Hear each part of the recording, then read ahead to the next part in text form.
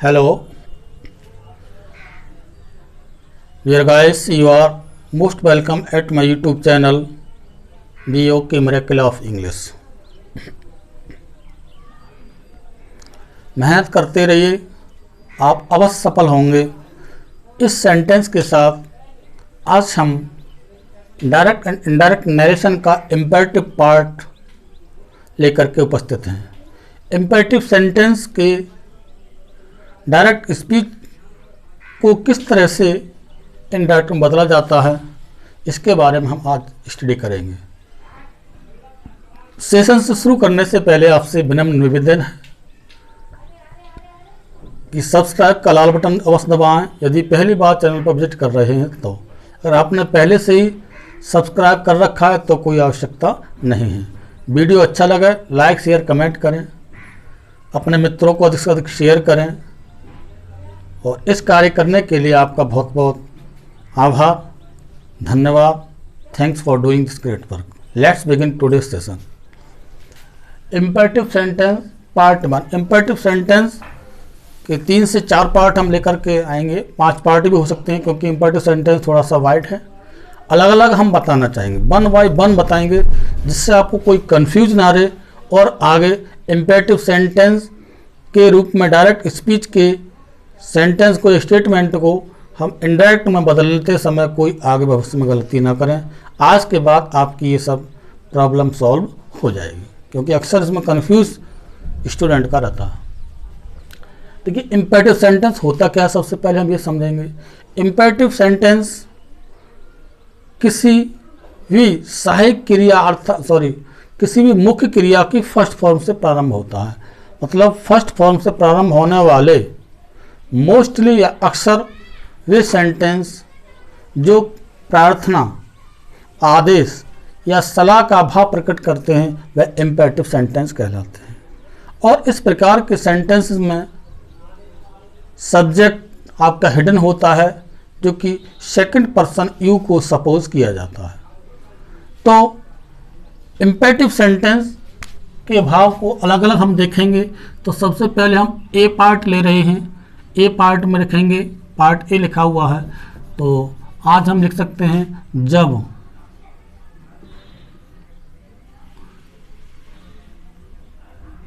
Request का बोध हो।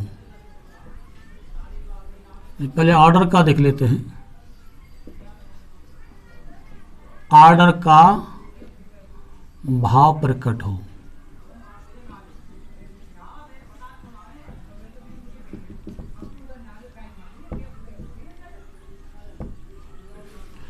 ऑर्डर का भाव प्रकट हो तो हम किस तरह से डायरेक्ट स्पीच के सेंटेंस को इनडायरेक्ट में बदलेंगे। जब ऑर्डर का भाव प्रकट हो तो dear guys, reporting verb says को ऑर्डर्स, से को ऑर्डर में बदल देते हैं। सेज टू को या सेज जो भी है आपका, इसको सेज टू को भी ऑर्डर्स में बदलेंगे, से टू को भी ऑर्डर्स में बदलेंगे। और कॉमा तथा इन्वर्टेड कॉमास के स्थान पर हम कनेक्शन के रूप में या जोड़ने के एक कनेक्शन, कंजंक्शन भी कह सकते हैं यहाँ पर, के रूप में किसका प्रयोग करते हैं, टू का प्रयोग करते हैं। इफ, वेदर, दैट इत्यादि का प्रयोग हम नहीं करते हैं क्योंकि ये इम्पेरेटिव सेंटेंस है। और अन्य परिवर्तन जैसे प्रोनाउन संबंधी परिवर्तन है वो आपके पूर्ववत रहते हैं, या निकटता प्रकट करने वाले शब्दों को पूर्ववत ही हम चेंज करते हैं। जैसे पीछे चेंज करते थे, प्रीवियस वीडियो में बता चुके हैं, तो उसी तरह से उसमें हम चेंज करेंगे। तो इसमें एक चीज़ ध्यान रखना है आपके लिए, अगर ऑब्जेक्ट नहीं दिया है, इसका विशेष फोकस रखना है। अगर इम्पेरेटिव सेंटेंस में रिपोर्टिंग ऑब्जेक्ट नहीं दिया है तो ऐसी स्थिति में हमें रिपोर्टिंग ऑब्जेक्ट अपनी तरफ से बनाना होगा, ये आवश्यक होता है। ऐसे मानिए आप, तभी सेंटेंस का अर्थ क्लियर होगा। अगर आप ऑब्जेक्ट नहीं देखते हैं, नहीं ऑब्जेक्ट दिया होता है, तो हमें अपनी तरफ से किसी को ऑब्जेक्ट सपोज कर सकते हैं, फर्स्ट पर्सन या थर्ड पर्सन के रूप में मोस्टली इन्हीं को रखा जाता है, आप रख सकते हैं। तो देखिए किस तरह से हम चेंज करेंगे। He says to me,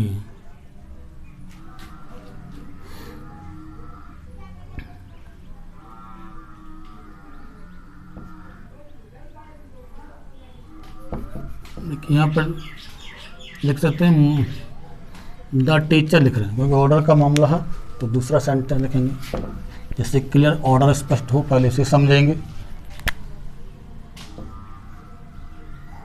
the principal says to the peon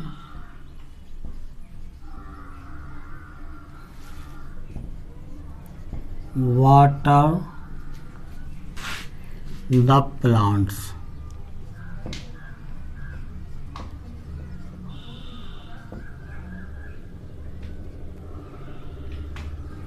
sentence दिया the principal says to the peon water the plants. Principal ने पियोन से या प्रिंसिपल पियोन से कहता है पौधों में पानी लगाओ। तो B1 से शुरू हुआ है, वाटर क्रिया की फर्स्ट फॉर्म है। यहाँ पर देखिए वाटर नाउन भी होता है, वाटर वर्ब का भी वर्क कर रहा है। यहाँ पे क्या है, ये वर्ब है, नाउन मत समझना। तो अब रिपोर्टिंग वर्ब किस में दी है, प्रेजेंट टेंस में दी है। सेज को या सेज टू किस में बदलेंगे, ऑर्डर्स में बदलेंगे। किस में बदलेंगे, ऑर्डर्स। और से या से टू बदलेंगे ऑर्डर में। तो किस तरह से हम इंडायरेक्ट बनाएंगे इसका, देखिए द प्रिंसिपल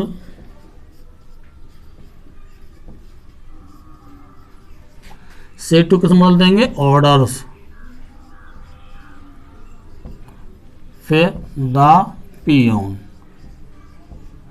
कोमा के स्थान पर क्या लगाएंगे, हम टू का प्रयोग करेंगे, अर्थात वर्ब की फर्स्ट फॉर्म से पहले टू लगा देंगे। तो वर्ब की फर्स्ट फॉर्म दी है, इससे पहले लगा देंगे टू। फर्स्ट फॉर्म जो का तो नोट करेंगे, इसमें कोई चेंजिंग नहीं करना है। टू वाटर द प्लांट्स,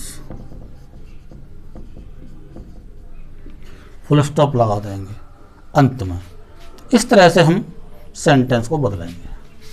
ये आपके समझ में आ गया होगा, क्योंकि ये ध्यान रखना है कि गलती कहाँ होती है, जब हमारा रिपोर्टिंग वर्ब प्रेजेंट टेंस में दिया होता है, क्योंकि बच्चे की हैबिट अक्सर होती है वो सीधा सीधा ऑर्डर में बदल देता है बिना देखे समझे, वो गलती हो जाती है। क्योंकि प्रेजेंट टेंस में दी है रिपोर्टिंग वर्ब, तो इनडायरेक्ट बनाते समय प्रेजेंट टेंस में ही रखना है, ये भी ध्यान रखना है। क्योंकि वो ज़्यादातर स्टूडेंट पढ़ता है सेड टू, सेज टू बहुत कम पढ़ाया जाता है, बहुत कम पढ़ते हैं। क्योंकि एग्जाम पैटर्न चेंज हो रहे हैं तो ज़रूरी नहीं है कि सेड ही रखे, वो सेज टू भी रख सकता है। तो ध्यान रखना है, सेज टू को या सेज को ऑर्डर्स में बदलेंगे, प्रेजेंट इंडेफिनिट टेंस में ही रहने देंगे। इसका विशेष ध्यान रखें। दूसरा देखिए,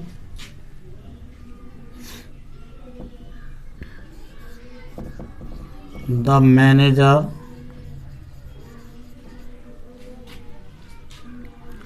said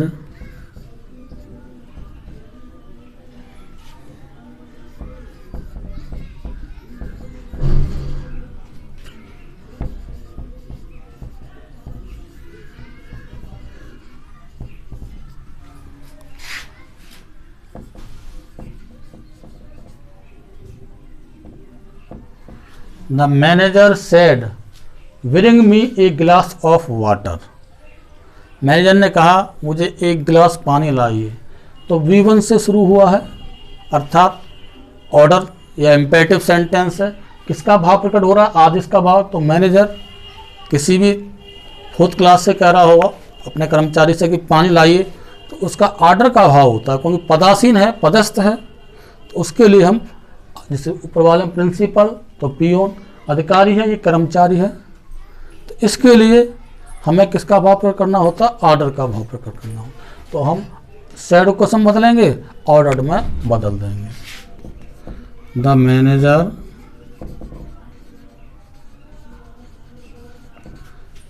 बदलेंगे ऑर्डर में। अब देखिए यहाँ ये देखना है कि ऑब्जेक्ट नहीं है, रिपोर्टिंग ऑब्जेक्ट ना हो, ऐसी स्थिति में हम अपने इच्छा अनुसार या सेंस के अकॉर्डिंग ऑब्जेक्ट को बना लेते हैं। तो यहाँ ऑब्जेक्ट नहीं है, हिम लगा दो। अब पानी लाने की बात है तो पानी कौन लाएगा? पियोन लाएगा। तो हमें क्या लगाना है? पियोन का प्रयोग करना है। तो क्या लगाएंगे डियर गाइस? The peon. ये अपने सेंस की बात है। ऑर्डर्ड हिम भी लगा सकते हैं, ऑर्डर्ड देम भी लगा सकते हैं, देम लगा दो, अच्छा रहेगा भाई। देम बहुवचन है, पियोन के लिए, उनके लिए सेंस लगा सकते हैं। तो थोड़ा सा आप बुद्धिजीवी हैं तो ये भी सोच सकते हैं, क्योंकि पानी लाने का काम मोस्टली पियोन का होता है, तो सीधा सीधा पियोन लगा दो, ये अंडरस्टूड है। या फिर देखिए, और कि पियन हम नाउन नहीं लगा रहे, प्रोनाउन लगा सकते हैं, देम लगा दीजिए। ओके, अब देम के लिए आप यहाँ क्या कर सकते हैं? The peon. पियोन या पियोन से लगा दो, कोई दिक्कत नहीं, नो हेडेक। फिर टू से कनेक्ट कर देंगे सेंटेंस को, टू ब्रिंग। अब me first person, change according to subject of reporting speech. तो मी को किसके अनुसार बदलेंगे? द मैनेजर के अनुसार। तो क्या हो जाएगा? हिम। इसका प्रोनाउन होगा ही, और ही का ऑब्जेक्टिव किस होता है बेटा? हिम। ए गिलास ऑफ वाटर, ये आपके समझ में आ गया होगा। तो इस तरह से अगर ऑब्जेक्ट नहीं दिया है तो ऑब्जेक्ट हम बना लेंगे। नेक्स्ट एग्जाम्पल लेते हैं, बड़ा ही अच्छा एग्जाम्पल हम रखेंगे।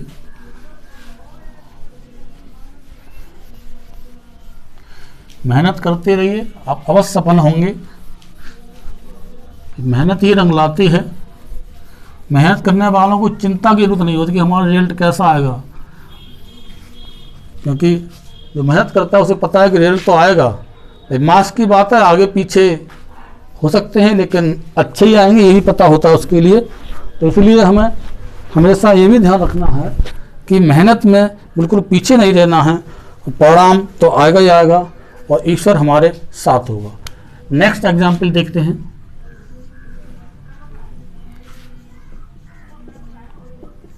सरिता said to her servant, wash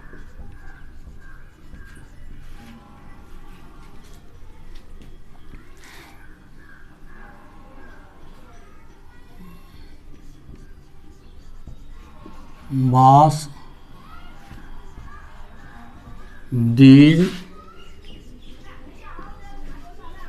clothes. Sarita said to her servant wash these clothes. तो सरता अपने सर्वेंट से कह रही है, अर्थात नौकर से कह रही है। तो नौकर से कैसा बिहेव किया जाता है? ऑर्डर बेसिस ज़्यादातर मालिक करेगा भाई, एक ऑर्डर देगा। तो किसमें बदल देंगे हम? इसे सरता सेड को किसमें बदल देंगे? ऑर्डर्ड हर सर्वेंट। कॉमेट को हम हटा क्या लगाएंगे? To wash. अब दीज का क्या हो जाएगा? दोज, क्योंकि बाकी चेंजिंग उसी तरह से करेंगे। Those clothes. तो इस तरह से सेंटेंस दिए जा सकते हैं। अगर नेगेटिव फॉर्म में सेंटेंस दिया जाए तो कैसे बनाएंगे? देखिए, नेगेटिव भी आ सकता है ऑर्डर के रूप में, कोई बात नहीं, आप नेगेटिव को ही आराम से बना सकते हैं। चौथा पॉइंट देख लीजिए।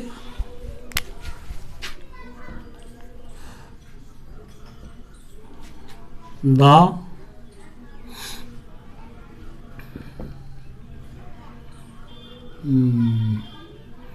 जनरल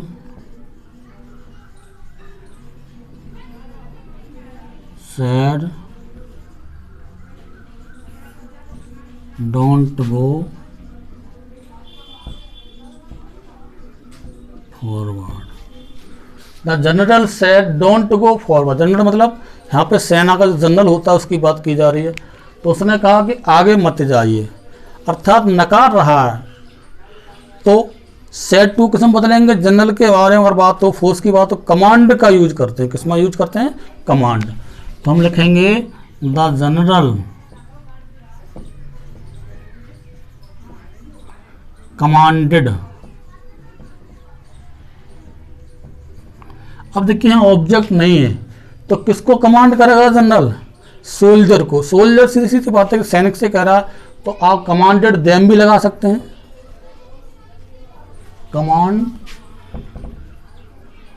कमांडेड क्या करेंगे? कमांडेड।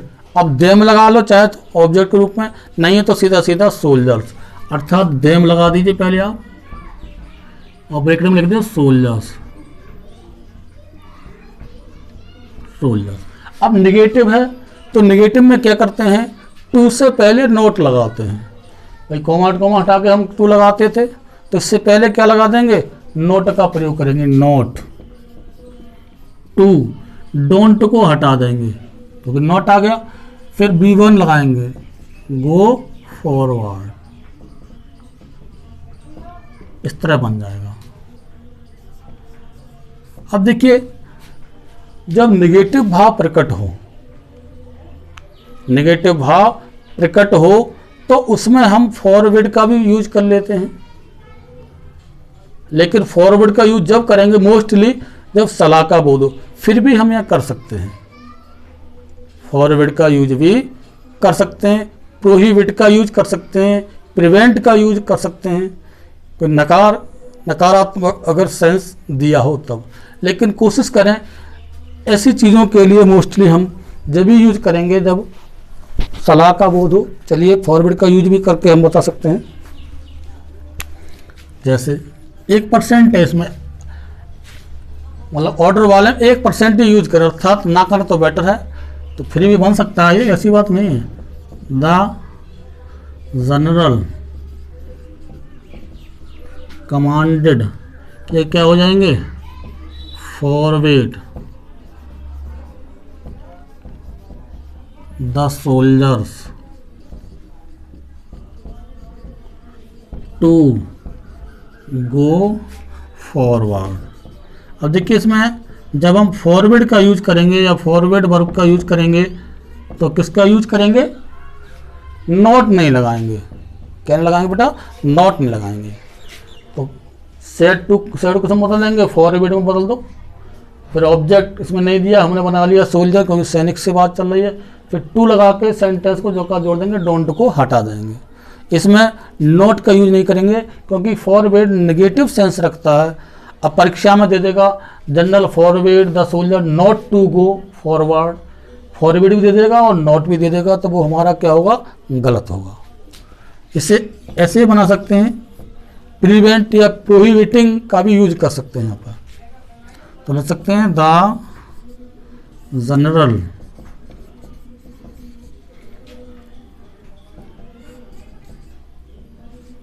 प्रोहिबिटेड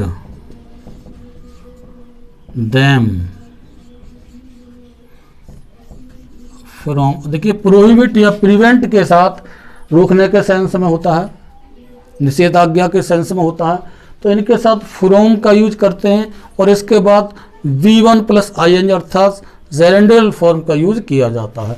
तो गोइंग फ्रॉम, गो का क्या हो जाएगा यहाँ पर? Going forward. इस तरह भी यूज हो सकता है, लेकिन इसको हम देखिए बॉक्स में डाल रहे हैं, यूज कर सकते हैं, लेकिन ये पूरी तरह से इसमें क्योंकि ऑर्डर है, ये किसमें खास तौर से सजेशन वाले में या एडवाइज वाले में यूज करें तो बेटर है। आप ऑर्डर का यूज करें, कमांड का यूज करें, ऑल द बेस्ट। तो उम्मीद है आपके समझ में आ गया होगा। Thanks for watching this video. जय हिंद, टेक केयर।